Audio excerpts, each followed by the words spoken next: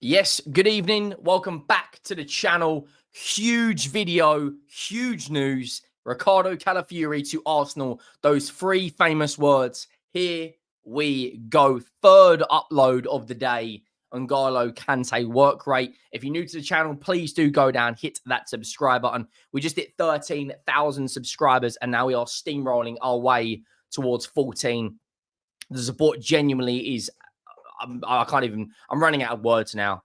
You know, we're getting nearly 5,000 subscribers this month. Make sure you drop a like on the video if you haven't already. And we're going to get up Fabrizio Romano's tweet. As we know, he is the most reliable transfer journalist in the world. I know he frustrates some people from time to time to do with the amount he tweets, but when he does tweet, you need to listen. And it's a fantastic signing for me. I've said this for a number of weeks since the deal's been happening.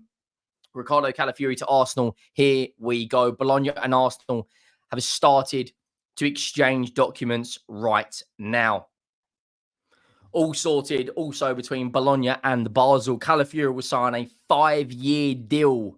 No option to exclude that to a 6-year deal, include that to a 6-year deal, sorry. €4 million per season, medical in the US, deal done and story confirmed. Huge signing for Arsenal.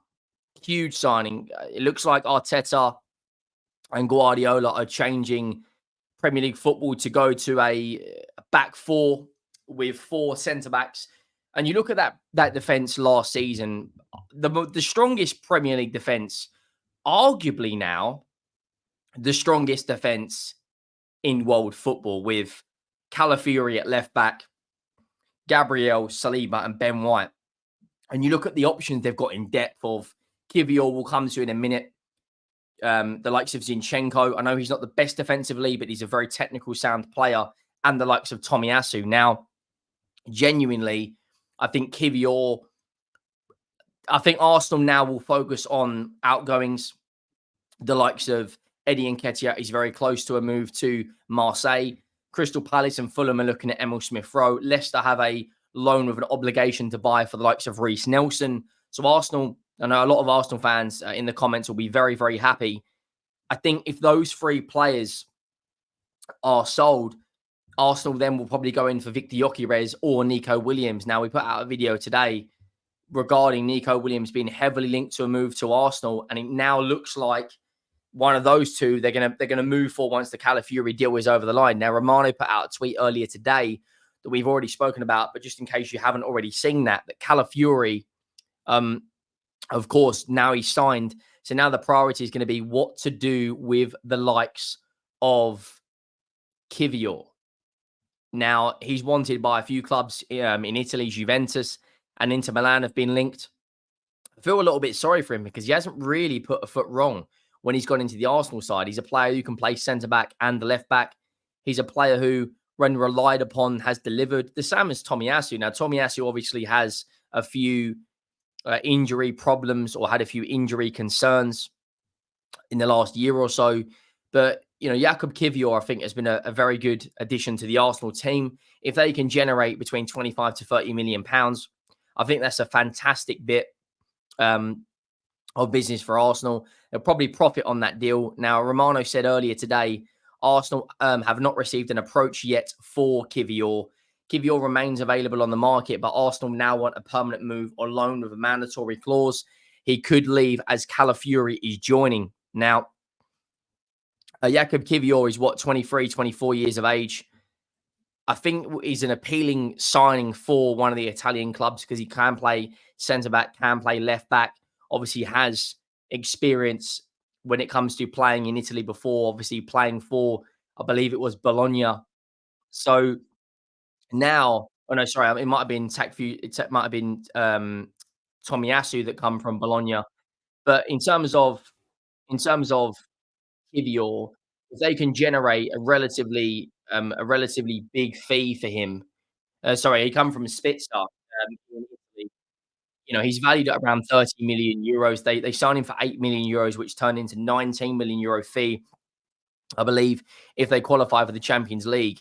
He's got 4 years left on his contract. If they can generate around 30 million euros for him, around 30 million pounds for Eddie Nketiah, I think the obligation to buy for Nelson is around £20 million.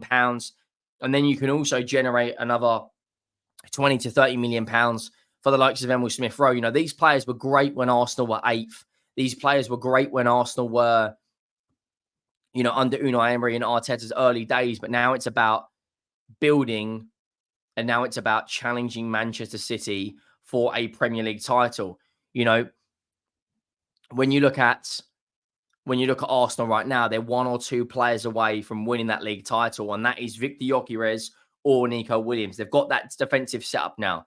You know, Arteta's a big fan of versatility. You can chop and change positions. If Gabriel gets an injury, you've got a fantastic left-sided centre-back there in Calafiori.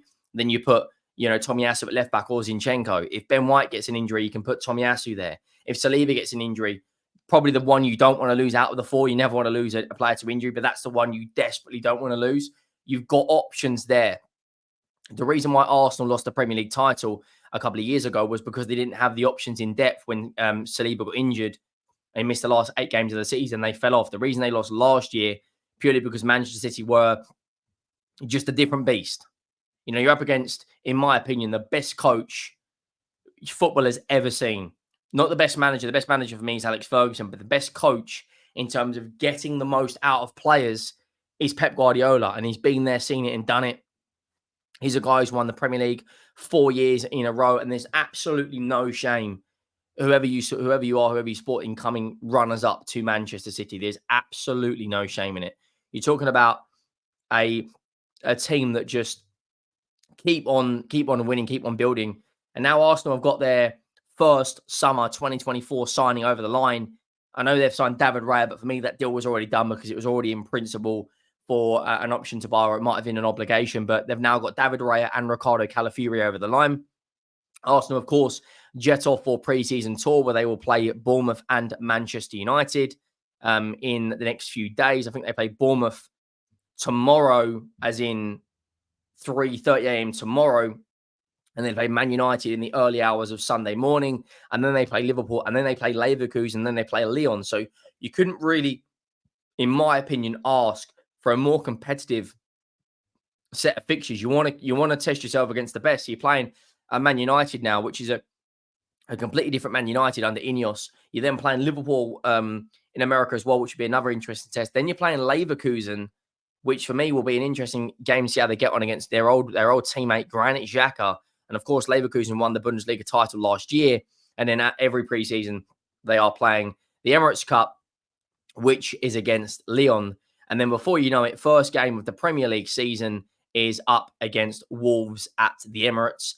And then their first 3 away games are Tottenham, Villa, and Manchester City. So they got to be prepared for a big, big season. Champions League football once again at the Emirates.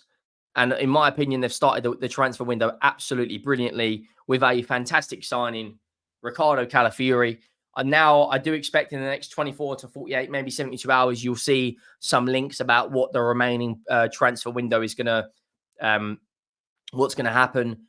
They do need attacking options. Arteta has said they need an attacking option, and they desperately need one if Nelson, Nketiah, and Smith Rowe are going, because the drop-off in quality now, Bukayo Saka won't have a backup because that's Reece Nelson. The only backup for the likes of Havertz will be Jesus, because Eddie Nketiah will be sold. On the left-hand side, they're sorted with Martinelli and Leandro Trossard. But for Arsenal now, it's about focusing on the remainder of the transfer window, getting through the preseason tour in America, getting all these games out of the way, which is United, Liverpool, Leverkusen, and Lyon, and Bournemouth. And then before you know it, the Premier League season will be here. Strong start to the window, a player that impressed in the Euros and in Italy. And I believe if they get Nico Williams over the line, I said it in earlier's video, if they get Nico Williams over the line, they will, in my opinion, win the Premier League title. Even if they get Victor Gyökeres over the line, they probably will win the title. He's been linked to a move now for £50 million to Arsenal. We'll have to wait and see if that move is going to happen. Make sure you drop a like as always. We're now very, very close to 13,100 subscribers. A big up to every single one of you. In fact, we've just hit 13,100. We're now pushing towards 14K. So So make sure you go down, drop a like, and subscribe if you're new. I will see you all in the next one. Thank you for watching.